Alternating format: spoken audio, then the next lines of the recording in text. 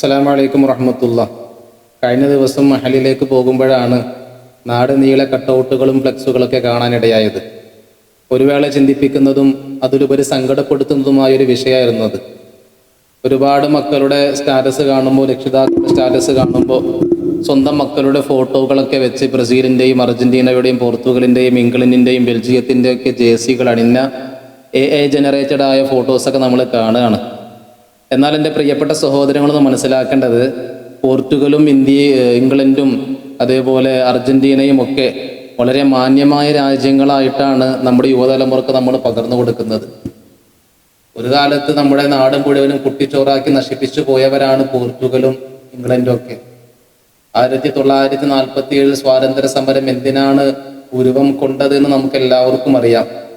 പോർച്ചുഗല് ഗോവയെ അടിസ്ഥാനമാക്കി, ഗോവയെ തലസ്ഥാനമാക്കി നമ്മുടെ നാട് നശിപ്പിക്കാൻ വേണ്ടി തുനിഞ്ഞിറങ്ങി 1961 ഇന്ത്യയുടെ മഹത്തുക്കളായ നേതൃത്വങ്ങൾ ഉറച്ചു നിന്ന് പോരാടിയത് കൊണ്ടാണ് അവർ കെട്ടും കിടക്കയും എടുത്ത് ഓടേണ്ടി വന്നത്.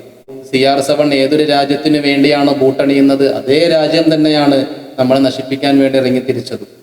ഇംഗ്ലണ്ട് അവർ ഏത് ജേഴ്സി ഇട്ടുകൊണ്ടാണോ കളിക്കളത്തിൽ ഇറങ്ങുന്നത്, അതേ നാട് തന്നെയാണ് നമ്മുടെ നാട് കുട്ടിച്ചോറാക്കി നമ്മുടെ കാശ് മുഴുവനും ഊറ്റിയെടുത്ത് നമ്മുടെ നാടിനെ മുഴുവനും പരമദാരിദ്ര്യത്തിലേക്ക് തള്ളിയിട്ടുകൊണ്ട് അവർ യാത്രയായത്.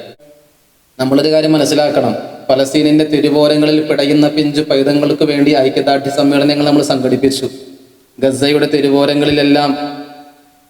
തിരുവോരങ്ങളിലെല്ലാം ചോരപ്പുഴ ഒഴുക്കപ്പെട്ടപ്പോൾ നമ്മളെല്ലാവരും മനംനൊന്ന് പ്രാർത്ഥിച്ചു. ഐക്യദാർഢ്യ സമ്മേളനങ്ങൾ സംഘടിപ്പിക്കാൻ മത്സരമായിരുന്നു. ഹാഷ്ടാഗുകളിട്ട് പോസ്റ്റുകളിടാൻ നമുക്ക് മത്സരമായിരുന്നു. നമ്മുടെ ഫേസ്ബുക്കും ഇൻസ്റ്റഗ്രാമും പോലെയുള്ള പബ്ലിക് പ്ലാറ്റ്ഫോമുകളെല്ലാം ഫലസ്തീനിന്റെ പോസ്റ്ററുകളോടെയും ഫലസ്തീനിന്റെ അവരുടെ ഐക്യദാർഢ്യപ്പെട്ടുകൊണ്ടുള്ള പോസ്റ്റുകൾ കൊണ്ട് സമ്പന്നമായിരുന്നു. ഇസ്രായേലിന്റെ പല പ്രൊഡക്റ്റുകൾ നമ്മൾ ബോയ്ക്കോട്ട് ചെയ്യണമെന്ന് ആഹ്വാനങ്ങൾ ചെയ്തു. നമ്മൾ പലരും അതെല്ലാം എടുത്തൊഴിവാക്കി ജീവിതത്തിൽ നിന്ന്. എന്നിട്ട് എൻ്റെ പ്രിയപ്പെട്ട സഹോദരങ്ങളെ, അർജന്റീനയുടെ ജേഴ്സി അണിഞ്ഞ് ആ നാടിനെ മുഴുവനും സപ്പോർട്ട് ചെയ്യുന്ന വിധത്തിൽ ഏതോ നാട്ടിൽ കിടക്കുന്ന ഏതോ ആളുകൾക്ക് വേണ്ടി നമ്മൾ ഇവിടെ കിടന്ന് കാറി പൊളിക്കാൻ. അർജന്റീനയല്ലേ ഫലസ്തീനിനെ അനുകൂലിക്കുന്നവരിൽ നിന്ന് മാറി നിന്നത്? ഫലസ്തീൻ അനുഭവിക്കേണ്ടവർ തന്നെയാണ്, അവർ വേദനിപ്പിക്കപ്പെടേണ്ടവരാണ്, അവർ ക്രൂരമായി മർദ്ദിക്കപ്പെടുക തന്നെ ചെയ്യണം, ഇനിയും ഒരുപാട് പേര് മരിക്കണം എന്ന് പറയുന്നവരുടെ ലിസ്റ്റിൽ പെട്ട രാജ്യമല്ല അർജന്റീന. ആ നാടിനെയാണ് നമ്മളിങ്ങനെ ആഘോഷിക്കുന്നത്.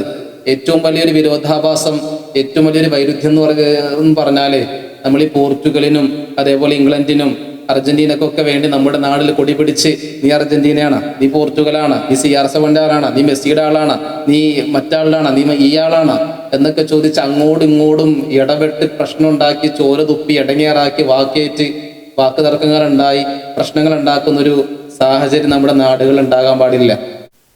നമുക്ക് ഫുട്ബോൾ കളി കാണാൻ പറ്റൂല്ല എന്നുള്ളത് രണ്ടാം പുറന്ന് ആലോചിക്കേണ്ട വിഷയമാണ്. മുസ്ലിമായ മനുഷ്യനെ സംബന്ധിച്ചിടത്തോളം ഔറത്ത്, മറ്റൊരു മനുഷ്യന്റെ ഔറത്ത് കാണാൻ പാടില്ല, അതിൽ യാതൊരു കൺസെഷനും ഇല്ല. മാത്രമല്ല, പ്രധാനമായും നമ്മൾ മനസ്സിലാക്കേണ്ട മറ്റൊരു കാര്യം, അർജന്റീനയോ ഫ്രാൻസോ അല്ലെങ്കിൽ ബെൽജിയമോ പോർച്ചുഗലോ ജയിച്ചാൽ ഇവിടെ ആരുടെയും അടുപ്പൊന്നും പുകയാനില്ല.